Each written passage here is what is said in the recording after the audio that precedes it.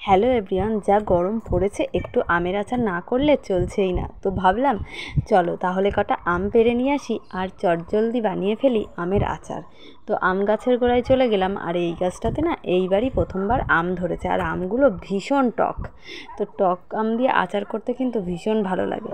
তো চলো কয়েকটা আম আমি পেড়ে নিই। তো ফ্রেন্ডস, এই দেখো আমি কয়েকটা আম পেড়ে নিয়েছি, আর আমগুলো কিন্তু ভালোই বড় বড় সাইজ হয়েছে দেখো। হ্যাঁ, আর আমগুলো যা টক কি বলবো। তারপরে আমি আমগুলোকে ভালো করে ধুয়ে নিয়েছি, এখন খোসা ছাড়িয়ে নিচ্ছি। খোসা ছাড়িয়ে নেওয়া হয়ে গেলে আমগুলোকে আমি টুকরো টুকরো করে কেটে নেব। আর কে কে আমের আচার তৈরি করেছো অবশ্যই কমেন্ট করে জানিও। কিন্তু দেখো আমগুলোকে আমি ফালি করে কেটে নিয়েছি।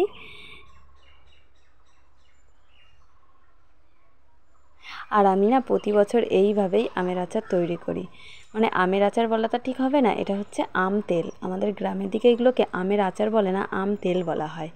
তো যাই হোক, আমের তেল তৈরি করব, তো সেটাই তোমাদের কাছে শেয়ার করছি। এখানে কিছুটা লবণ আর একটু হলুদ মাখিয়ে নিচ্ছি। তো আমরা আমগুলোকে কাটা হয়ে গেছে, এখন আমি আমগুলোকে রোদ্দুরে দিয়ে দিচ্ছি। পরপর দুদিন রোদ্দুরে দিয়ে আমগুলোকে একটু শুকিয়ে নেব। তো এটা ছিল আজকের দ্বিতীয় দিন, চলো দেখে নিই আমটা কেমন শুকিয়েছে। আমগুলো অনেকটাই শুকিয়ে গেছে, পুরো আচার তৈরির জন্য একদম পারফেক্ট। রোদ্দুরে একদম দাঁড়াতে পারছি না, যা রোদ। চলো বন্ধুরা, তোমাদেরকে ঘরে নিয়ে গিয়ে দেখাচ্ছি।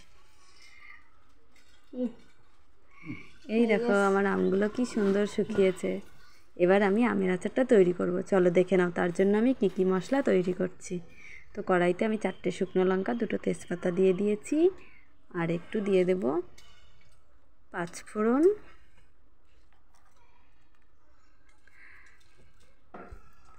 আর একটু জিরে দিয়ে দেব।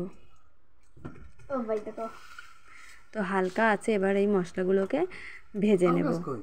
খালি কড়াইতে একটু নাড়াচাড়া করে ভেজে নেব। দেখো মশলাগুলো ভাজা হয়ে গেছে, এবার আমি নামিয়ে নেব। তারপরে এটাকে আমি শিলপাটার ওপর নিয়ে নিয়েছি, এগুলোকে গুঁড়ো করে নেব। তো ফ্রেন্ডস দেখো, এবার আমি এই ভাজা মশলাটাকে একটা পাউডার তৈরি করে নেব। শিলপাটার সাহায্যে আস্তে আস্তে আমি এগুলোকে একটা পাউডার তৈরি করে নিয়েছি। আর নিয়ে নিয়েছি একটা ছোট্ট কাচের শিশি।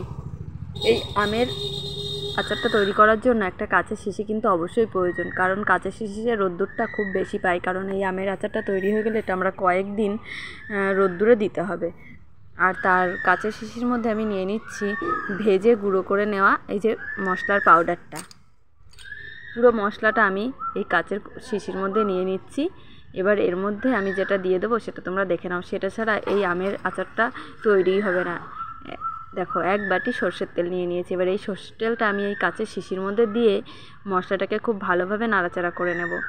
তেল আর মশলাটা খুব ভালোভাবে মিক্সড করে নেব। অনেকে এটাকে আমের আচার বলে, আবার অনেকে এটাকে আমের তেল বলে। আমরা কিন্তু গ্রাম অঞ্চলের দিকে এটাকে আম তেল বলে থাকি।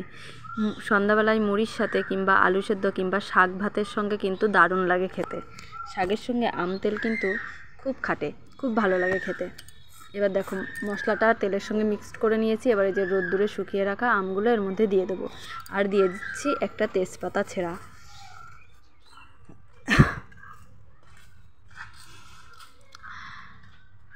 এবার আমগুলোকে আমি দিয়ে দিচ্ছি তেলের মধ্যে।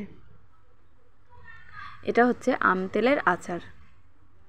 তোমাদের কাছে যদি আমার এই রেসিপিটি ভালো লাগে তাহলে অবশ্যই লাইক কমেন্ট করে দেবে, ঠিক আছে? তোমাদের একটা লাইক, একটা কমেন্ট আমার ভিডিও করার আগ্রহ আরও কিছুটা বাড়িয়ে দেবে।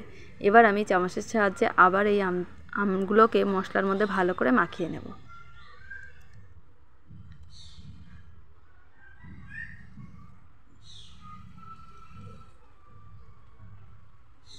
আর আমার এই ভিডিওটি তোমাদের কেমন লাগলো অবশ্যই কমেন্ট করে জানিয়ে দিও। তো রেডি, এবার আমার আমের তেল পুরো রেডি। আমি এরকম আরও একটা তৈরি করেছি, চলো তোমাদেরকে দেখিয়ে দিই। সেটা রোদ্দুরে দেওয়া আছে। ওই যে বললাম আমের এই আচারটা তৈরি করে কয়েকটা দিন ঘন ঘন রোদ্দুরে দিতে হবে। যত রোদ্দুরে দিবে তত আমের তেলটার টেস্টটা বেশি হবে। এই দেখো আরও একটা কাঁচের শিশিতে আমি আম তেল করে রেখে দিয়েছি। আর তোমরা কে কে এই গরমে এইভাবে আমের আচার তৈরি করেছো অবশ্যই কমেন্ট করে জানিও।